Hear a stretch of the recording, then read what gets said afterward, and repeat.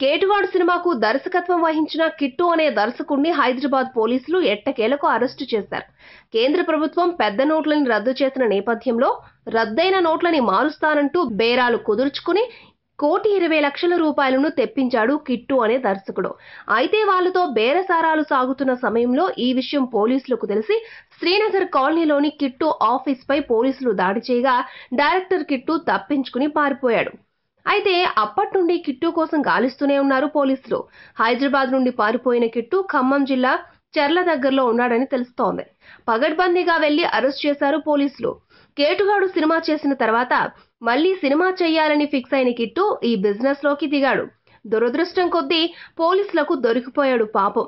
Director గా వెలిగిపోదామని వచ్చి కటకటాల పాలయ్యాడు కిట్టు. ఈ వీడియోపై మీ విలువైన కామెంట్స్ ని మాతో షేర్ చేసుకోండి. అండ్ ఇంకో విషయం, సబ్స్క్రైబ్ చేయడం మర్చిపోకండి.